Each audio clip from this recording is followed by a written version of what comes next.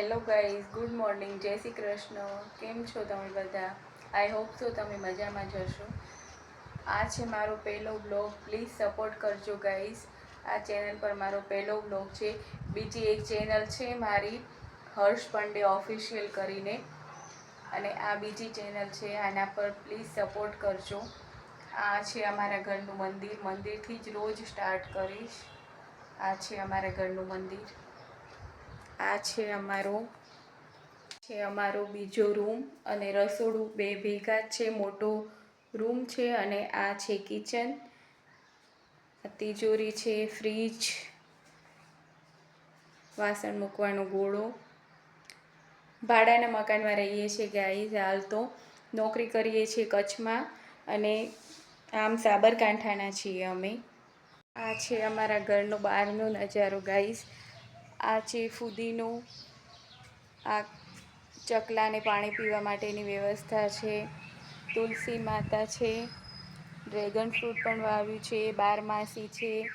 બીજા તુલસીમાં છે. પછી નારિયેળી છે, એલોવેરા છે, લીંબુડી પણ વાવી છે, પણ ઉછળતી જ નથી.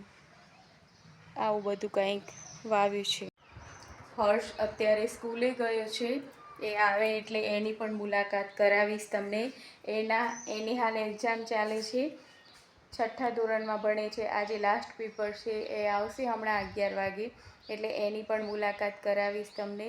મારા હસબન્ડ પણ ડ્યુટીથી આવશે 5:45 વાગે, એટલે એમની પણ મુલાકાત કરાવીશ. તમે રેગ્યુલર વિડીયોમાં બન્યા રહેજો. પ્લીઝ તમારું સપોર્ટ આપજો મને.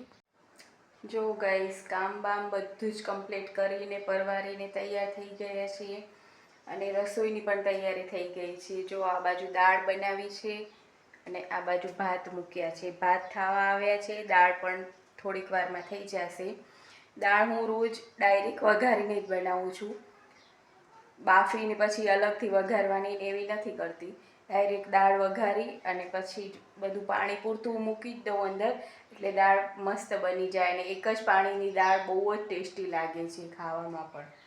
તમારે રેસીપી જોઈતી હોય તો કમેન્ટ કરજો. હું સ્પેશિયલ દાળનો વિડીયો બનાવીશ. ભાત અને દાળ થઈ જાય અને મારો હર્ષ આવી જાય ઘરે, એટલે હું અને હર્ષ અમે બંને મમ્મી દીકરો જમી લઈએ. અને હા ગાઈઝ, હમણાં મારી પાસે કોઈ માઇક એવું છે નહીં, સારો ફોન પણ નથી. હમણાં ઓર્ડર કર્યું છે માઇક મેં. એ આવે એટલે એનો વિડીયો બનાવીશ અને તમને પણ બતાવીશ. તમને અવાજ એટલો ક્લિયર નહીં આવતો હોય હમણાં, પણ જે મેં માઇક મંગાવ્યું છે એનો યુઝ કરીને વિડીયો બનાવીશ અને એ કેવું આવ્યું એ પણ તમને વિડીયોમાં બતાવીશ. મારા વિડીયો રોજે રોજ જોતા રહેજો. હા ગાઈઝ, આજે અમે વેફર પણ બનાવી છે, એ પણ તમને બતાવું. બટેકાની વેફર બનાવી છે, તે આ સૂકવી છે, તમે જોઈ શકો છો. આ વેફરનો જો ફૂલ વિડીયો તમારે જોઈતો હોય તો કમેન્ટ કરજો. વેફર બહુ જ મસ્ત બની છે. આ બીજી વાર બનાવી છે. કાલે પણ બનાવી હતી અને એ સૂકવી અને તળી પણ હતી, સુકાઈ ગઈ હતી એટલે. અને બહુ જ મસ્ત વેફર બની હતી. એકદમ વ્હાઈટ અને સોફ્ટ ને બહુ મસ્ત બની હતી. જો તમારે કોઈને આ વેફર બનાવવાનો વિડીયો જોઈતો હોય તો કમેન્ટ કરજો, તો હું ફૂલ વિડીયો બનાવી અને યુટ્યુબ પર મૂકીશ. કેમ કે કાલે પણ અમે વેફર બનાવવાના છીએ. તમારે જો વેફર બનાવવી હોય તો ફૂલ વિડીયો માટે કમેન્ટ કરજો. આ છે મારો છોકરો હર્ષ.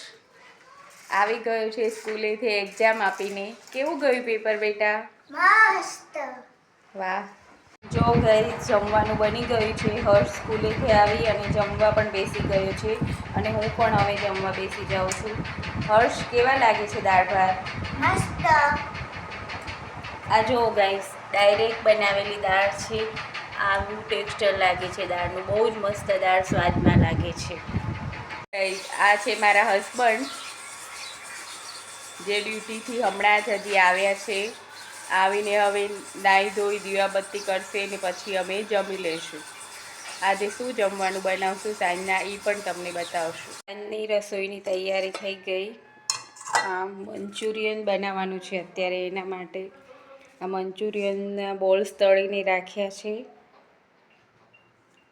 ગ્રેવી પણ, એટલે કે ટમેટો સોસ ને એવું બધું બનાવી દીધું છે.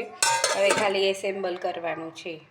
મંચુરિયન બની જાય એટલે સાંજની રસોઈ થઈ ગઈ. અને બેસી જઈએ જમવા.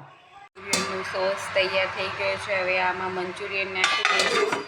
આ મંચુરિયનની ગોળી પણ તૈયાર થઈ ગઈ છે.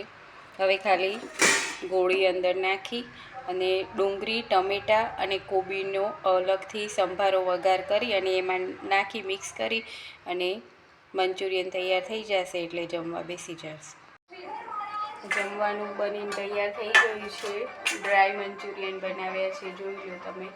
અને મારો દીકરો હર્ષ, એના પપ્પા અને હું, અમે ત્રણે હવે જમવા બેસી જઈએ છીએ. અને આજના વિડીયોને પણ એન્ડ કરું છું. પ્લીઝ ગાઈઝ તમારો સપોર્ટ આપજો મને અને મારા વિડીયો છેલ્લે સુધી જોજો અને તમારા કમેન્ટ પણ કહેજો.